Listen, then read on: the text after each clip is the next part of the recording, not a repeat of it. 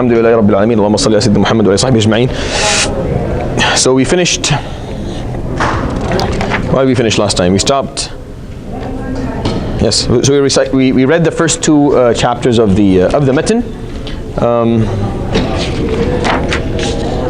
Yes, and we're at the chapter of verbs.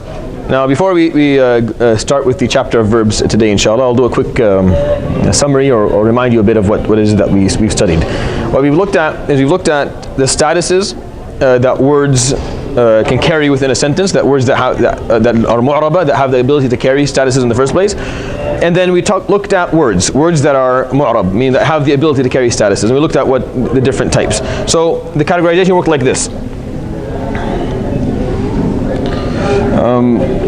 Ahwal al-i'rab, so the different statuses that words can carry in a sentence. And then we looked at mu'rabat, which are words that can carry different statuses in a sentence. Alright, so this is the different statuses that words can carry in a sentence, and these are the words that have the ability to carry different statuses in the first place, right? So we looked at it from two different angles so far. So ahwal al-i'rab, there are four. Al-rafa', the status of rafa', of nasb, of jar, and of al-jazm. So these are the four statuses that words can carry within a sentence. It could be marfu', mansub, majroor, majzoom. That's how we describe the word. We'll say marfu', mansub, majroor, majzoom. Now the mu'rabat, the words that have the ability to carry different statuses within a sentence, have that ability, are categorized into two groups. قسم يعرب بالحركات. One category that its status will be expressed through many vowels, through harakat. وقسم يعرب بالحروف.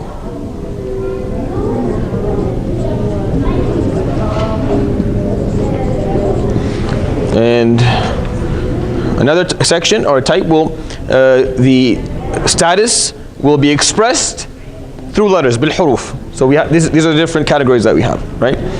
بالحركات meaning when we know when it's marfu', the expression will be with a dhamma. When it's mansub, the expression will be with a fatha or a kasra.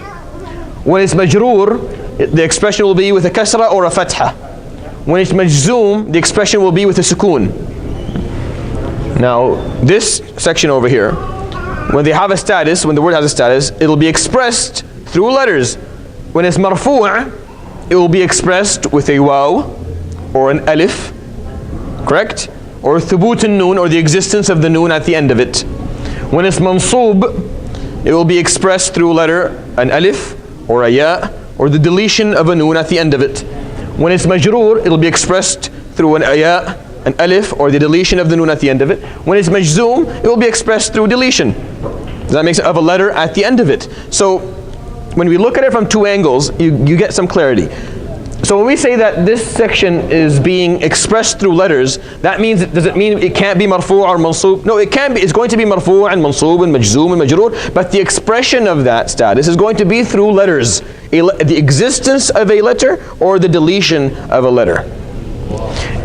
These words here will carry different statuses. We could carry the rafi', nasb, jazm, or jar, but the expression will be through harakat, many vowels, fatha, kasra, dhamma, sukoon. Right? So when we studied this, we took rafi', we took the status of rafi', and we said, what are the different markers that can exist for rafi'? What are the different markers that can exist for rafi'? What's the most notorious of markers? Yeah, dhamma, the most notorious of the most famous of badly famous, yeah, but because it is badly famous.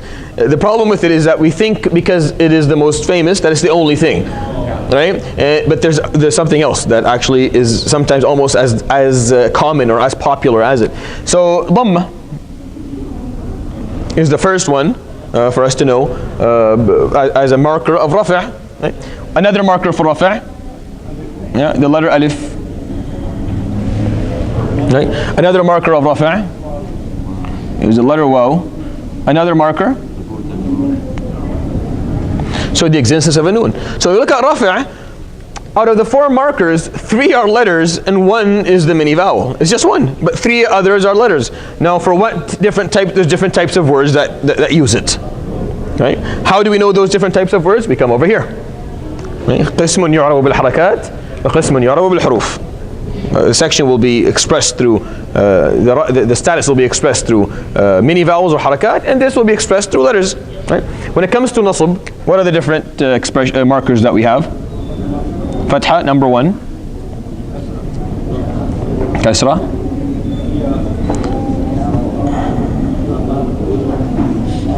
Ya. Alif.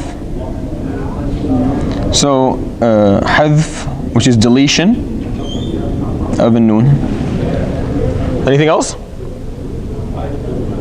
There are 5. It's the nasb is the one that has the most markers, right? So we look at it, we have 2 harakat and then 3 letters. Right? It's expressed twice by mini vowels, by harakat, and 3 times by letters. When it comes to jar, it's expressed through the markers are in the first one, kasra, second one, fatha, and then, yeah.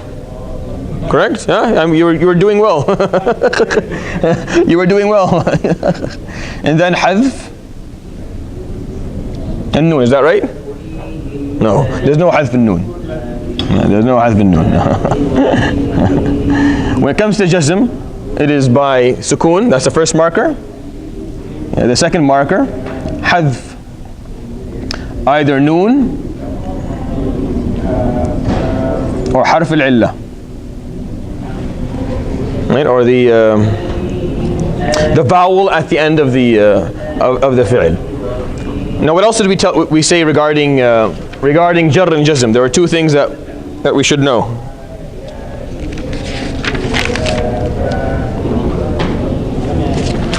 Jar, does it work? Yes, go ahead. Yes. Verbs, yes. So nouns, rafi' nasb jar. Verbs, rafi' nasb jazm. A noun cannot be majzoom, and a verb cannot be majroor, ever. Like, they can't take those statuses. And these are the markers, right? Now, these markers are for different types of words, right? These markers are for different types of words.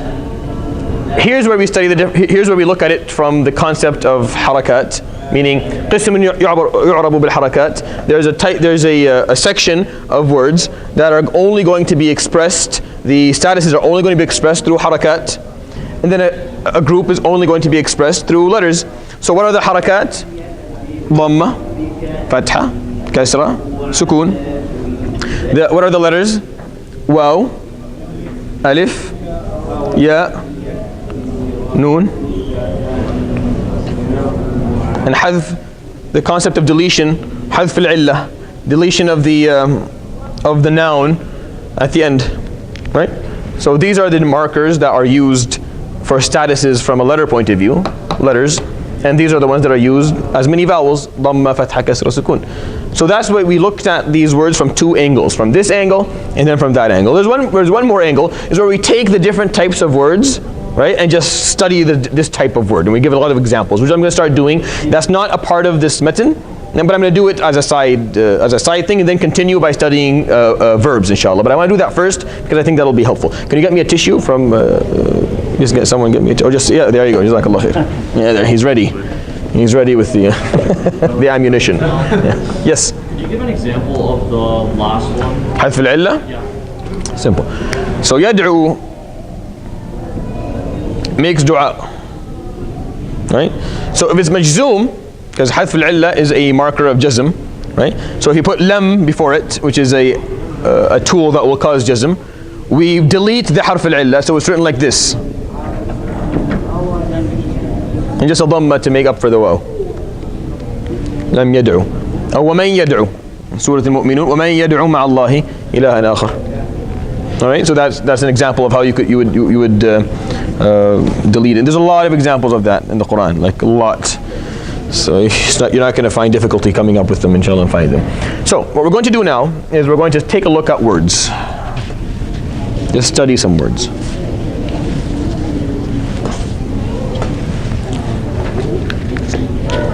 example of a couple of words just to, inshallah. I'm not going to do all the words. I'm going to take a couple of them that I think are important. So let's study something called Jama' al-Mudhakkar al-Salim. So what is Jama' al-Mudhakkar al-Salim?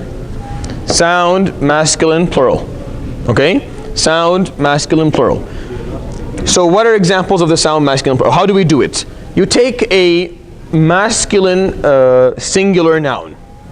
So give me a masculine singular noun that is usually used for conscious beings. It's usually used with some consciousness. So Muslim is probably the easiest. Muslim,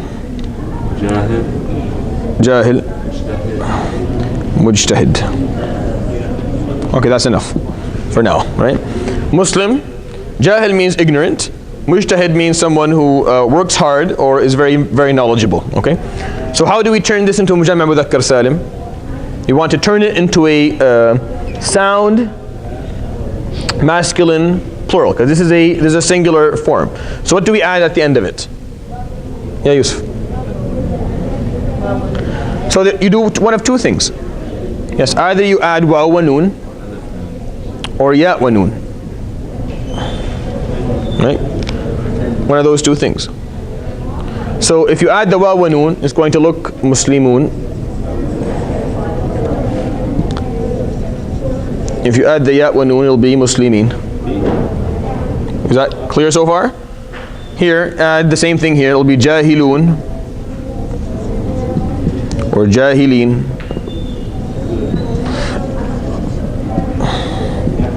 Mujtahidun or Mujtahidin.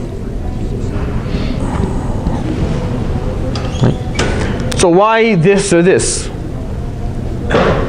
Because Jama' al-Mudhakkar al-Salim is a noun that can carry 1, 2, 3 statuses. It can be marfu', mansoob, or majroor. When it's marfu', it gets a waw. This is marfu'. Yeah? When it's mansoob or majroor, it'll get this ya. Or majroor. So if it's marfu', it's Muslimun. And if it's mansoob or majroor, Muslimin. How do we know the difference? Well, definitely not through, because it's the same letter. You know it from the sentence. You have to study the sentence and see what the sentence is saying, and then you'll know if it's mansoob or majroor. But that's how it's done generally. So the sound masculine plural are words that have at the end of them waw and noon or ya and noon, right? And they're talking about the plural of a masculine singular noun. That's a noun, so it can be marfu', mansoob, or majroor. If it's marfu', it's going to have waw and noon at the end of it. Jahilun, Mujtahidun, Muslimun. Or if it's mansoob or majroor, it's going to be Muslimin, Jahilin, and Mujtahidin. Right? Are there examples of that in the Quran?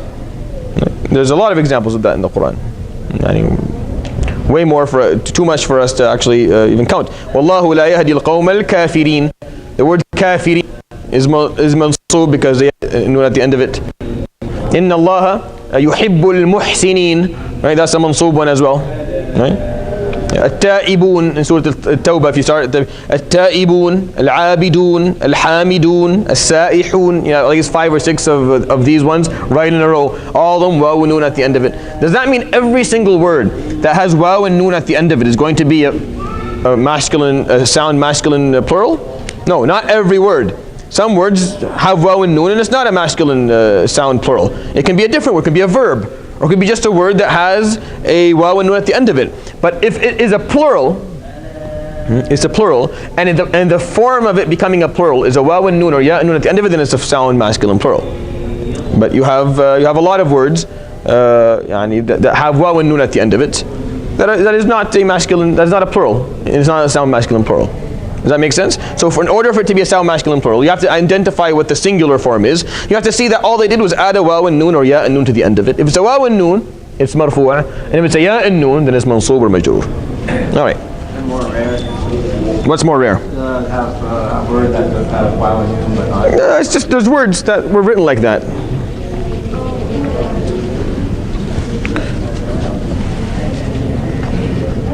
So if a place is occupied, people are living in it, you'll find the word maskoon. That's not a plural, because mask is not a singular noun. Right? This is derived from the root sakana, which is to live. Right? And it derived, it turned into maskoon. This is not a sound masculine plural here, because it's not a plural to begin with. All right. On the other hand, the word ta'ib, that's a singular noun, someone who performs repentance. Ta'ib, just add a waw and ya, ta'ibun. That's a masculine sound plural, sound masculine plural. Very simple. And then is it marfu' mansub majroor? Has a waw, so it's marfu'. Meaning the marker of rafi' for it is the waw. Right? And if it's ta'ibin, then it's mansub or majroor. Either way, and the marker for it is going to be ya. The ya is the marker for both nasb and jar within the sound masculine plural. Okay, let's take another example. Let's take. Sorry? Make the plural. Muhammad. Adding wow, noon, ya, noon is basic principle. Yes. Yes. So let's try jama'. المؤنث سالم. Sound feminine plural. Let's try that first. A sound, yes. What does it mean by sound? So the word sound means that it follows a rule. So what's the rule for the sound masculine plural? You add either a waw and noon or ya and noon to the end of it. It's a law, it's a formula. You don't need to make anything up. Muslim, just slap a waw and noon at the end of it. Ta'ib, abid, just put a waw and noon, and then you have this sound masculine plural. Can we say regular? Like this sound means regular? You could say regular as well. Regular would be acceptable. If the proper would be fine as well.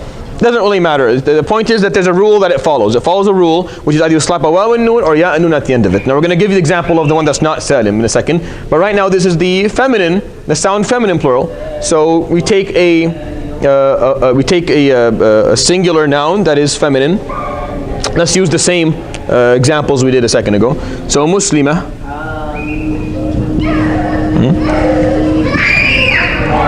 Jahila.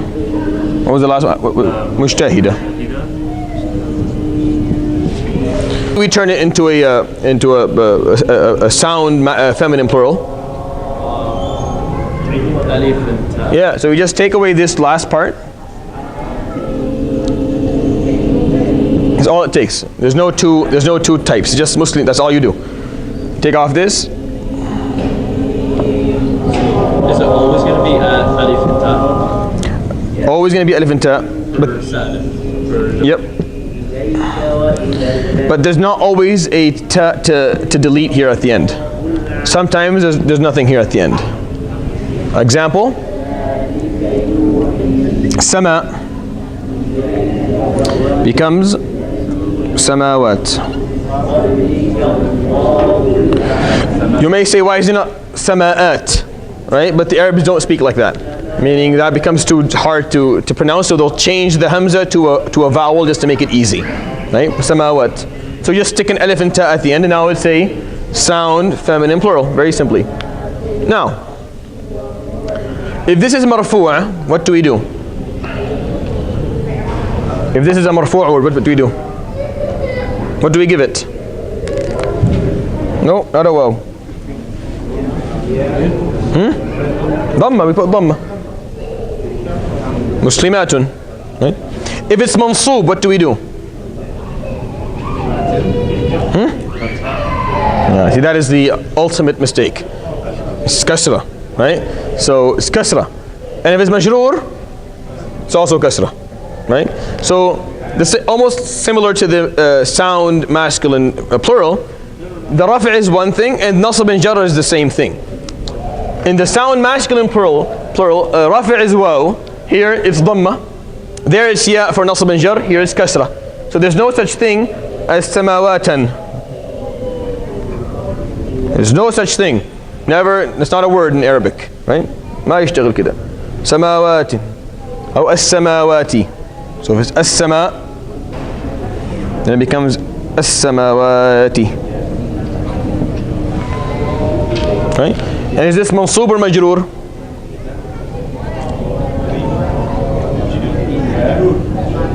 Either. We don't know.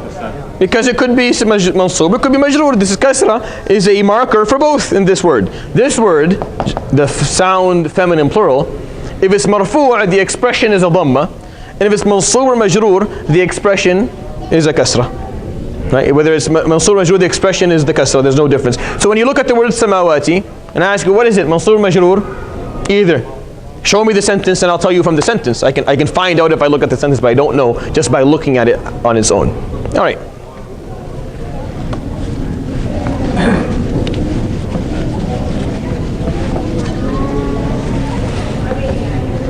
You may say to yourself, why do Arabs make things so complicated?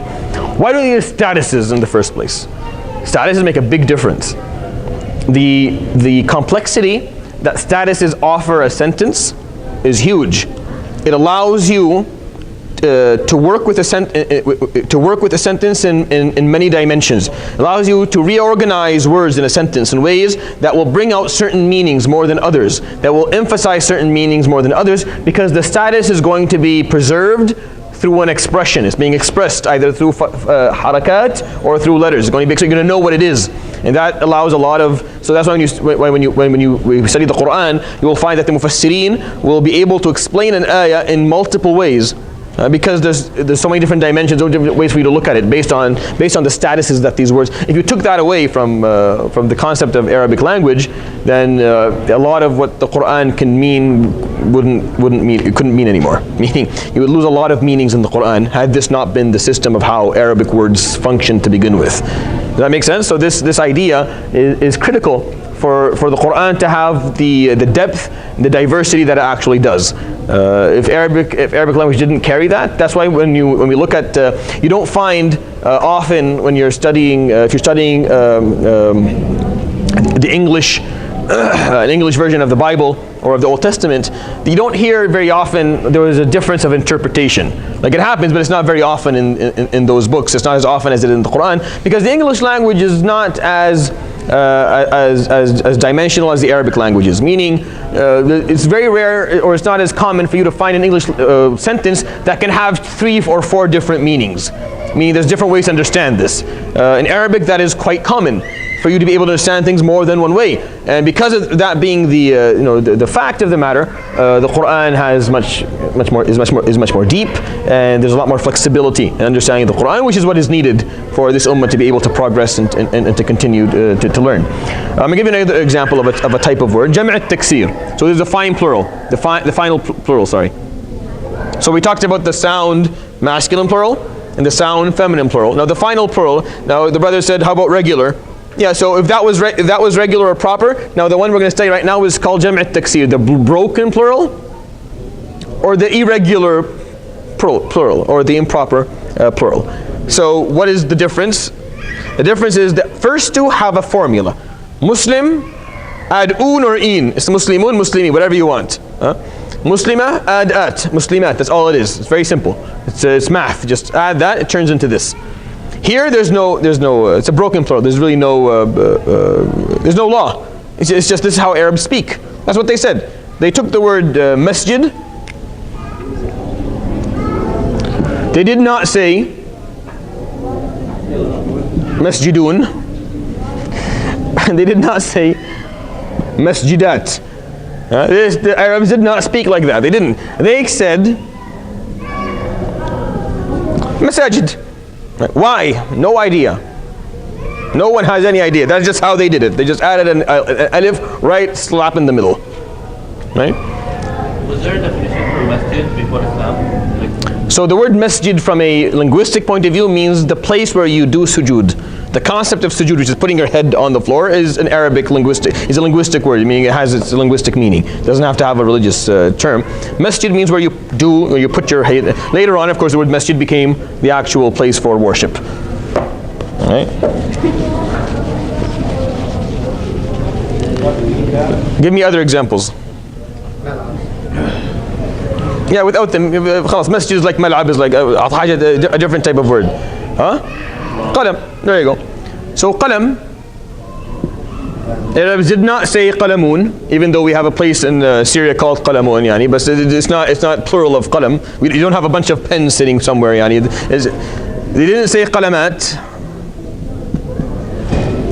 They said aqlam. Put an alif right before the end and a hamza at the beginning of it. Now, if you try to come up, you can come up with around 80 to 90 rules, like for how to do this, right? So there's 80 to 90 ways to do it, but that's not a rule anymore. That's how Arabs speak. It's just how they speak. This is called a broken plural or improper plural. We don't know how. You have to just know the word, meaning you have to actually go and learn how to say the plural of this. And that's, of course, I taught Arabic to non-Arabic speaking group in Syria for around 8 months in Syria, just for a brief period of time.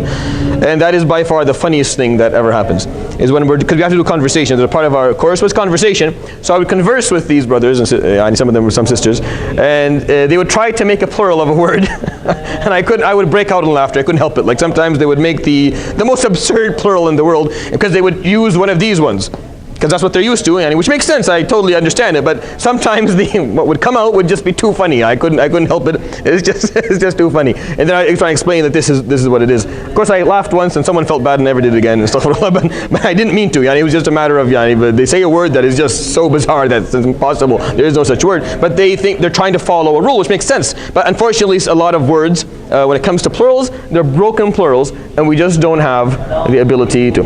So a broken plural, like this one here, how is it expressed? First of all, is there a specific way to express the statuses, or does every word have a different way to express statuses? So al-aqlam is one, masajid.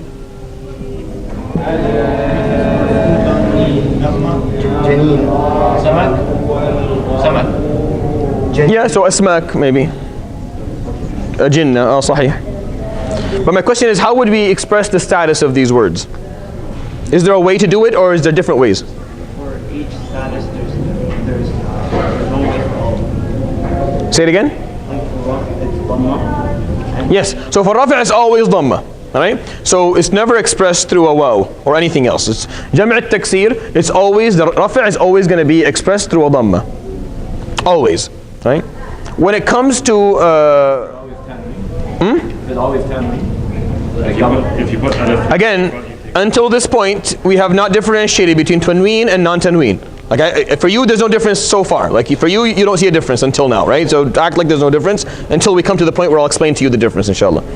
Now, if you want to express nasb and jar, what do we do? Nasb, how do you express nasb? Nasb is always going to be fatha. What about kasra? Jar, sorry. So not always, no.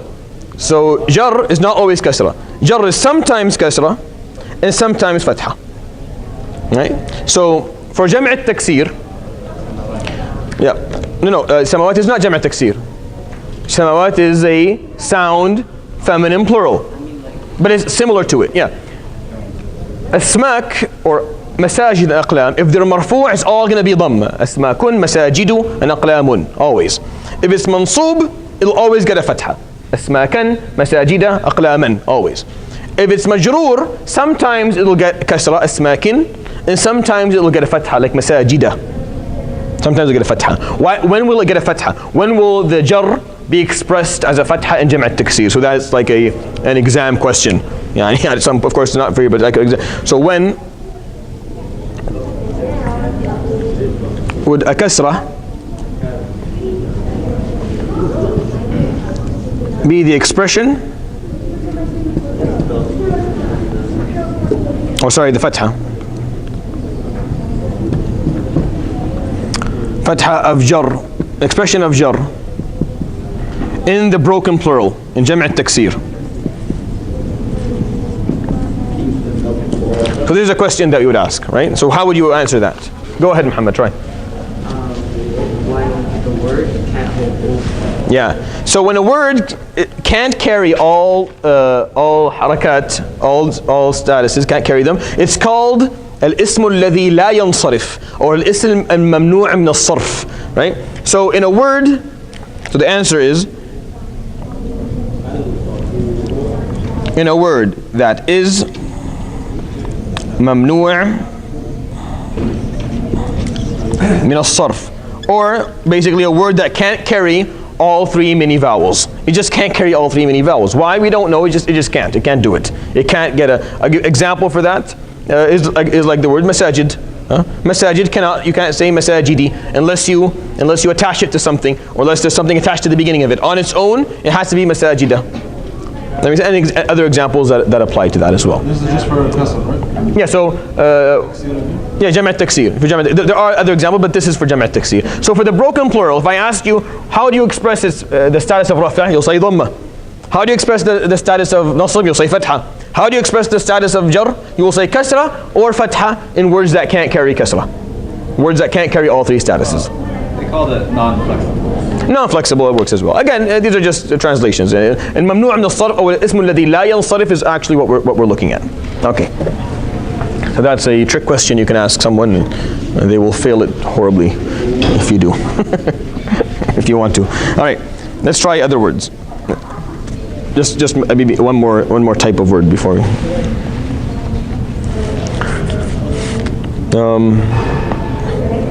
Let's do the exceptional nouns.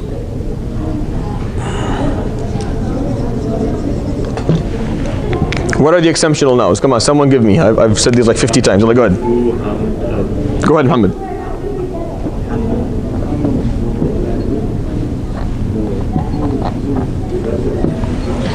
Father of, brother of, in-law of, owner of, and mouth of. That's what they mean.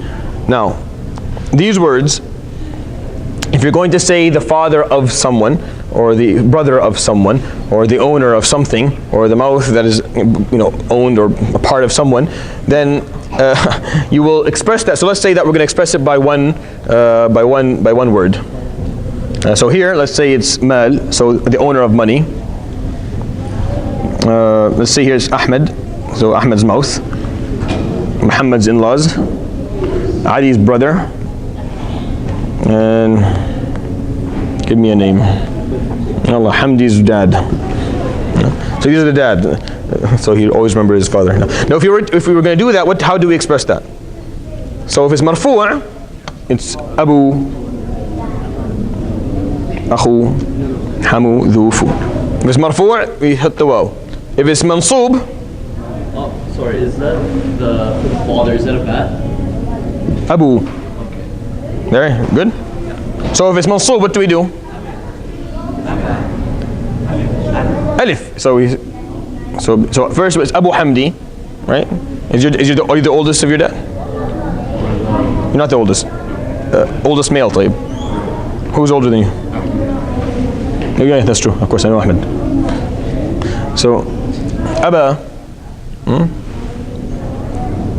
Akha Ali, Hama Muhammad, the,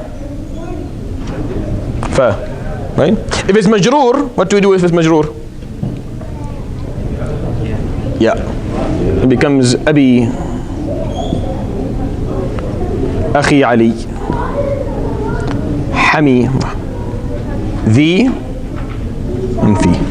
These are the 5 exceptional nouns. They are expressed through 3 different letters. There are no other words that have 3 different letters expressing their statuses. The sound masculine plural is expressed rafi' through waw, and nasb and jar through ya. Both of them get the same letter, right? And you'll find something similar in other words. Here, literally each status gets a different letter. Rafi' gets a waw, nasb gets an alif, and jar gets a ya. All right. Sorry? Hamu? In-law. The in-law of. So the father of, the brother of, the in-law of, the owner of, and the mouth of. Right? Basically, and then you put something, you attach it to someone or something that is after that. So let's do the 5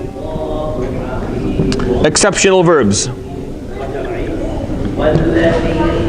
Right? The 5 exceptional verbs. Now, what are the 5 exceptional verbs? Any verb. So let's take the standard verb, yaf'al or fa'ala.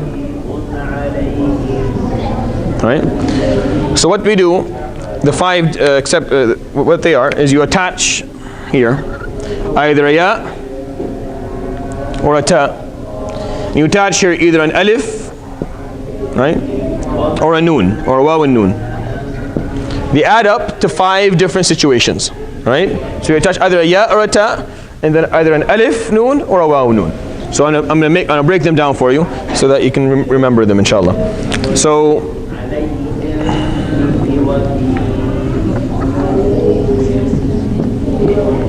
تفعلون, تفعلان, right? Then يفعلون, يفعلان,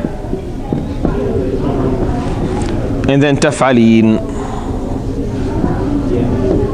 You can take any verb and put it instead of the word تفعل. تلعب, تركض, تأكل, تمشي, تضرب, تنام, whatever you want. All of them work, right? Why are these 5 statuses? Because why are they unique? Because of the expression of statuses. When now a verb is expressed, the statuses it can carry is rafa', nasb, and jazm, right? Rafa' is expressed through the existence of the noon at the end of it. So as long as there's a noon here, this is marfu'. And the expression of nasb and jazm is by taking the noon away. So it becomes taf'alu. It's gone. That's how we express, that's how we explain the five exceptional verbs work. So the 5 exceptional verbs that are these, if they're marfu', then the noon exists. And if they're mansoob or majzoom, because they can't be majroor, because no verb can be majroor. If it's mansoob or majzoom, then it's going to be by the deletion of the noon at the end of it. Now what are the difference between these 5? Why do we need them? Taf'alun is the addressed plural.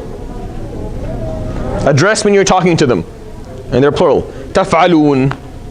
You come to a bunch of people and you say, Antum taf'alun. You are doing the following. Taf'alun. These are, what type of verbs are these? Are they past tense verbs? Are they future tense verbs? Are they present tense? These are present tense verbs. Alright? So the 5 exceptional verbs are present tense verbs that are not in the singular form. You can see plural here. Taf'alan, the addressed dual. So you come up and you address 2 people. See, Arabic doesn't work like English. English at 1 is singular, and 2 and up is plural. In Arabic, 1 is singular, 2 is dual, and 3 and up is plural.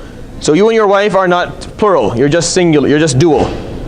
تخلفوا, you become plural, inshallah. But until then, you're just a dual. Right? تفعلان, address dual. أنتما تفعلان, you're talking to them. يفعلون, the ya, in some way ya al-ghiba, right? Is the third party. Plural.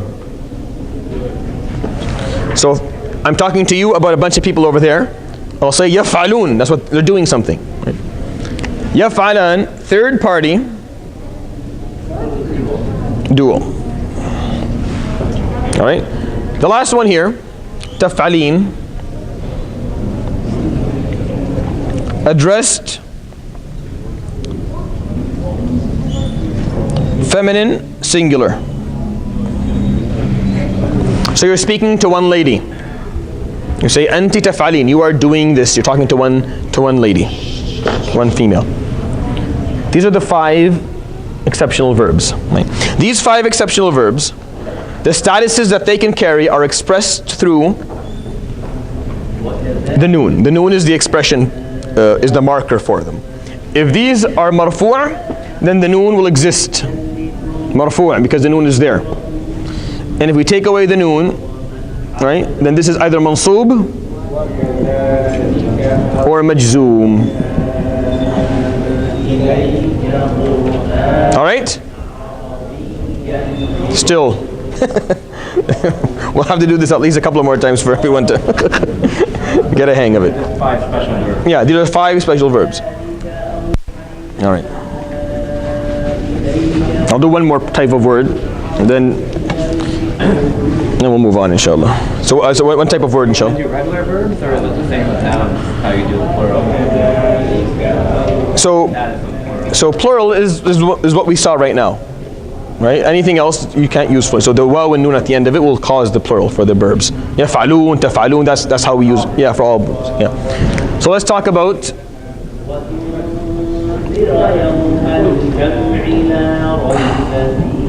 المثنى.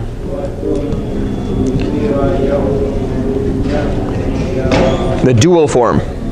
All right. Dual form, you take a singular noun, the same singular nouns you took a second ago. So Muslim, Mujtahid. Give me another word that's not jahil. Aqil. The opposite. Jazakallah khair. So if you were to turn this into a sound masculine plural, it will become Muslimun or Muslimin. If we're going to turn it into a sound feminine plural, it'll become Muslimat. How do you express the statuses in Muslimat? With either Dhamma for Rafi' or Kasra for Nasb and Jar, right? Now if you want to turn this into the dual form, there are two ways to do that. If you want to turn it into the dual form, talk about two people, then either we say Musliman with an alif, or say Muslimain with a fatha on the final letter before the ya. Alright? So Muslimin is going to be a mansub or majroor sound masculine plural. Right? Muslimain is going to be a mansub or majroor dual form. Muslimain is a mansub or majroor dual form, and this is a marfu' dual form. So if you want to say two Muslims in the status of Rafi', then you would say Musliman. And if you're going to say it in the status of Nasb or Jar, you would say Muslimain. So you put a fatha at the end. Mujtahidan or Aqilain. What is the marker here? The marker is the alif. Alif is a marker of Rafi'. And the ya with the fatha on the letter before it is going to be the marker for Nasb and Jar. Alright, I can see the brains are almost completely burnt out. Khalas, go ahead. This is good for one day. Alright, so basically what we've talked about, what we've looked at so far, we've looked at something called i'rab. I'rab means that a word can carry different statuses within a sentence. A word can do different things in a sentence. Sometimes this word can be the subject of the sentence. Sometimes it can be the object of the sentence. Sometimes it can be completely useless in this sentence. It's just an additional piece of information that you didn't really need in order for you to be able to function, right? So it can carry different statuses in a sentence. Words that carry different statuses in the sentence are flexible, have four basic statuses they can be under. They can be marfu', mansub, majroor, and majzoom. Right? Nouns can only be three of them, marfu', mansub, majroor.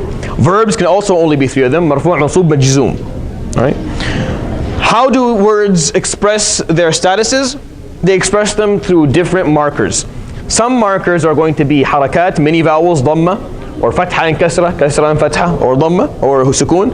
And some of them will be based on letters. It'll be an alif, it'll be a waw, it'll be the existence of a noon, it'll be a ya, it'll be the deletion of the noon, it'll be a deletion of a vowel at the end of the word. So sometimes the expression will be through the many vowels, and sometimes it will be through complete letters.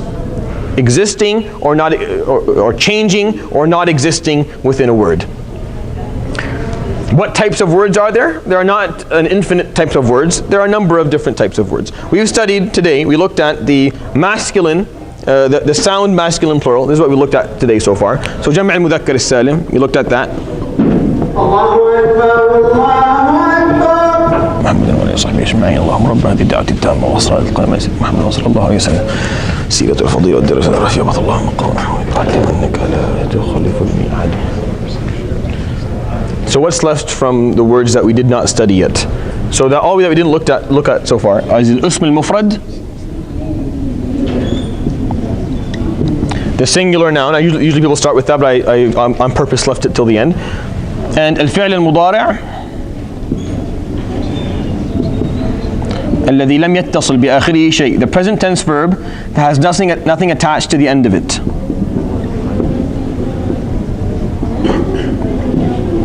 So af'al al-khamsa are examples of present tense verbs that have something attached to the end of it. There's a present tense verb that has nothing attached to the end of it. So 1, 2, 3, 4, 5, 6, 7, 8. 8 types of words. Right? There are 8 types of words in the basic, of course, basically, without going into too much detail. There are 8 types of words basically in the Arabic language that you need to know. If you understand them, then everything else becomes pretty simple. Like everything else is standard. So it's not an infinite number of words. Why is it then complicated? Why are you feeling this is insanely hard and too many things? Because each word carries different types of statuses, meaning verbs carry 3 and then nouns carry 3 with differences. And then each word expresses those statuses differently. Some of them express statuses with a waw and a noon, muslimun. Some of them express it with a dhamma. Some of them express nasb with a ya, muthanna, muslimain. Some of them express it with a kasra, muslimatin. Some of them express it with a fatha, aba, akha. Some of them express it with a ya, muslimin. Some of them express it with a fatha. So that these words will express their statuses, rafa', nasb, jazm and jar, in different forms, different ways. It won't always be the same thing. That's why it's a bit complicated. That's why I tried to look at it from 3 different angles. Hopefully that if you look at these angles, you go home and you look at them again, then you understand, oh, so there's just 8, 9 types of words that express themselves differently. And once you understand that expression, then you'll have the ability to maneuver within a sentence. So I'll give you an example of what I mean. Remember when I told you when I told you what rafa'? What did I tell you rafa' stood for? What is rafa'? What is something that is marfu'? It's the subject and it's the most important part of it. Yeah, so it's either a main character in the sentence. It's a main character in the sentence, and it's something that is untainted as well. So it has to be an untainted main character in the sentence, an unaffected main character sentence. Nothing can affect it from outside of it, and it has to be a main character. And everything that is like that is a main character, that is untainted in the sentence, will be marfu'. Nasb is a secondary character or a tainted main character in a sentence. So nasb is like one level under. It's either a secondary character. I'm not saying a unnecessary character. No, it's a secondary character. Something that when you get it, the meaning becomes complete. And without it, there's a missing. The meaning, the basic meaning is there, but there's something missing.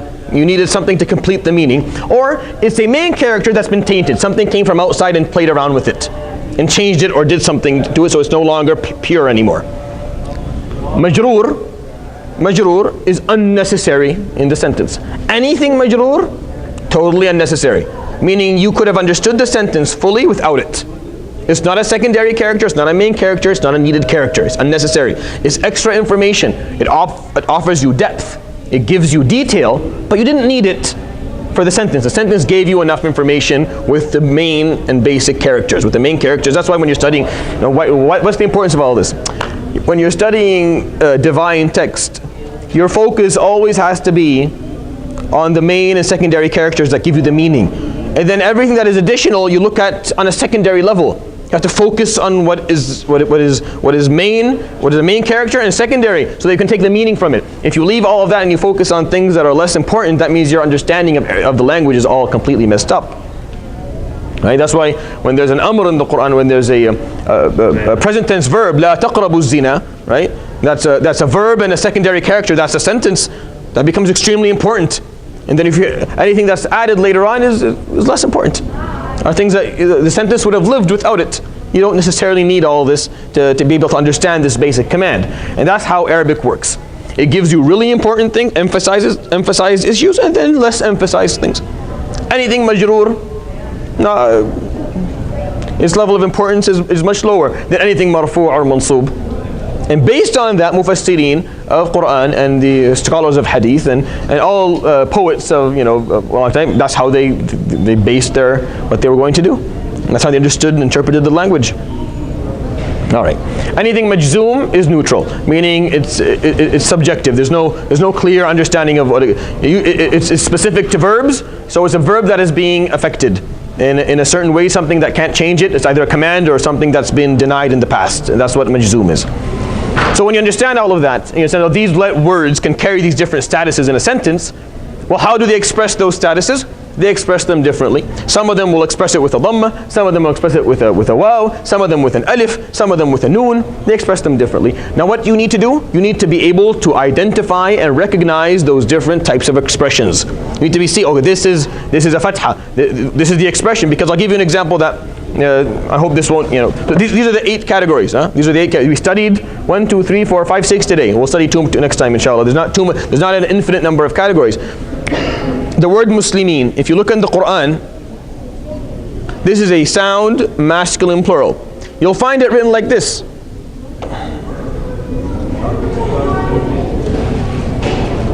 Now if you don't know what you're talking about, you will say, oh, fatha. It must be mansoob, because that's a fatha in the order. But no, this is a sound masculine plural. It doesn't express itself, it's a jam'a mudhakkar salim.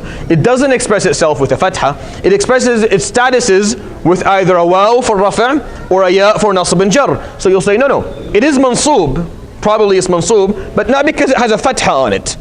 Rather because there's a ya here. Because if you were given muslimun,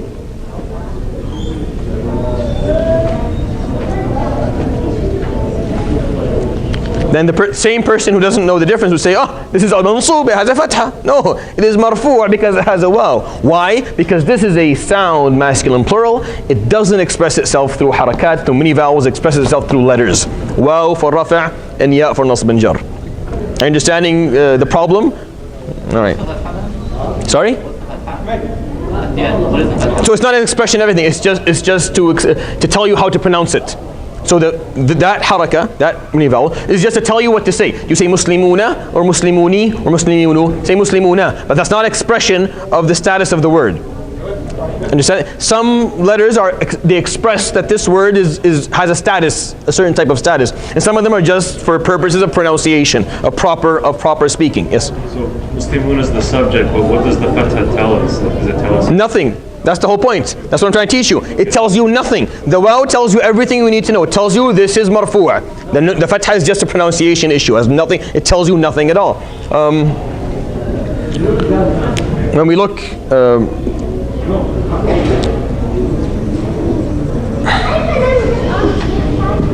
Taf'alun, you will find it written in the Quran like this. Right? So someone doesn't know, someone say, this is mansoob, it has a fatha on the end of it. Say, no, this is a verb.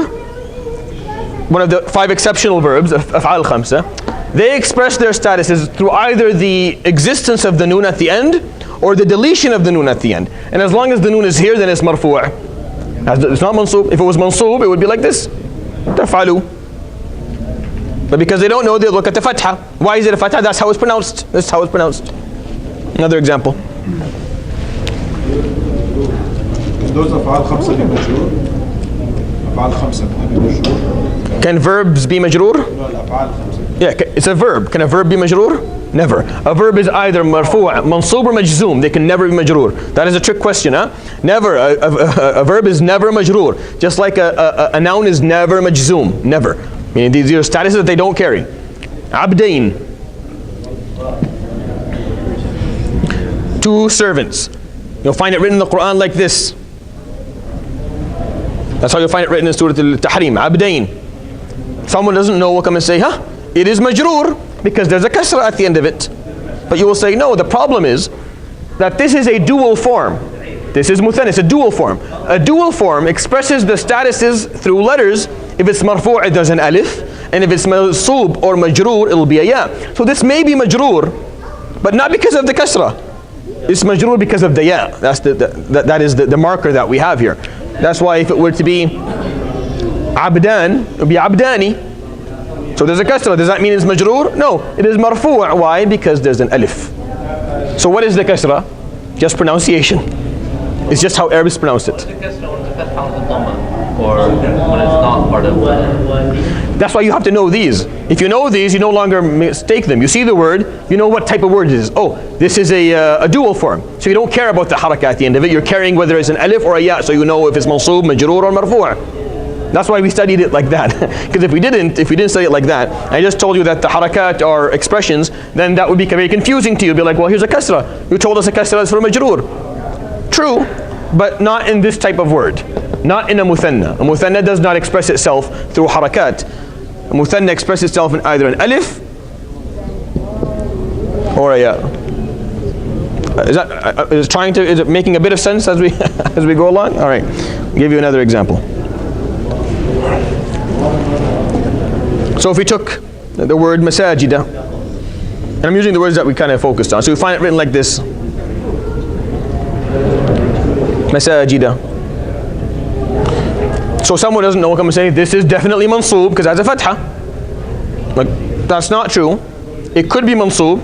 It could also be majroor, because the expression of jar in the jam' taksir that can't carry all vowels, many vowels, is also a fatha. So you say correction, it could be either mansoob or majroor. We don't know. This fatha is not enough at the end of it. It's not enough. Just need to memorize these words. So these words, yeah, we'll study them in a bit more detail later. Like there's actually a chapter that we just talk about that, but it's too early for us to get into it. It's too confusing right now. For now, I just need you to know the basic different types of words and how they're supposed to look. So I'll give you another example. How do you know if it's not able to hold all vowels? That's called man' al-sarf, and we'll study it inshallah on its own. It's a bit complicated. So you see the word yaqulu. Someone doesn't know, say, the waw is the marker of rafa'. Right? It's the marker of rafa' in the masculine, the sound masculine plural. So it must be the marker of rafa' here. So this is marfu'. You'll say, no. This is a verb, one of the 5 verbs. It expresses is of rafa' with the noon at the end of it, and expresses nasb and jazm without the noon. And since there's no noon, this is either mansoob or majzoom. It's not marfu' because of the waw. Understand the problem? Understand how misunderstandings could happen or miscommunication, because you're not sure what you're looking at. You have to know what type of word, and then how it expresses the different statuses that it can carry. That's why we looked at it from all these different angles, because I want you to be able to see the different statuses and how they carry it. Same example, another example.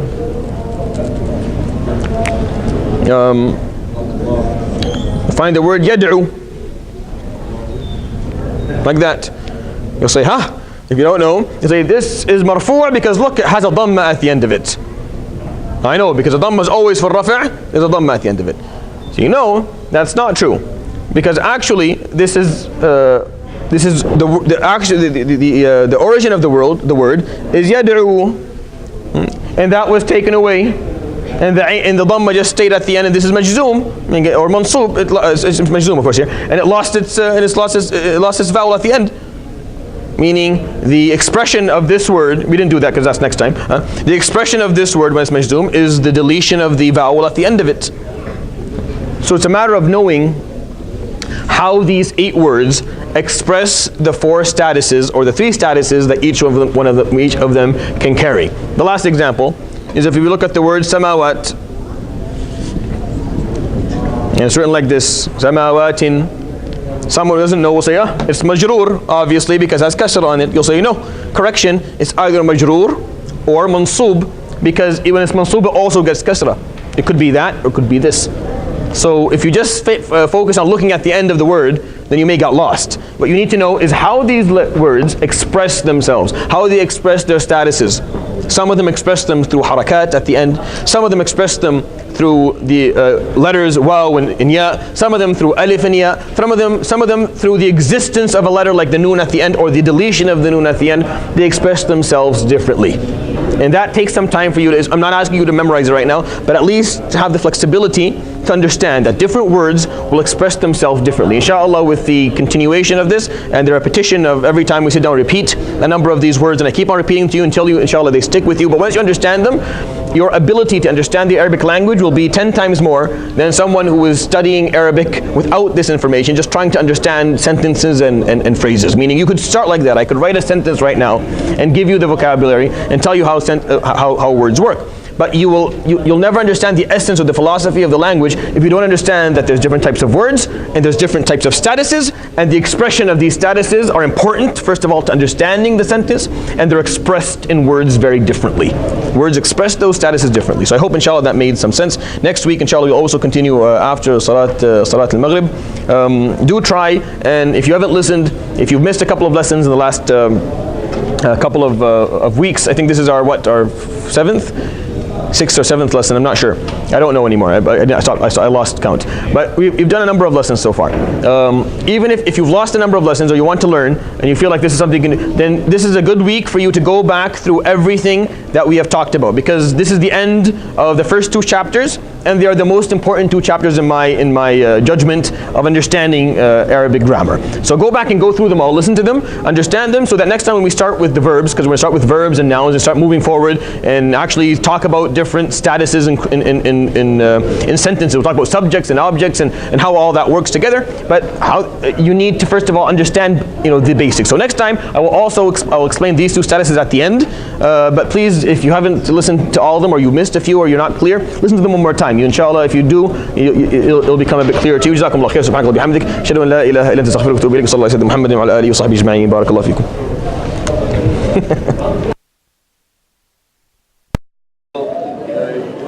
Go back, listen to them again. I know you have to find some time, listen to them one more time. I'm impressed by your stamina, but you need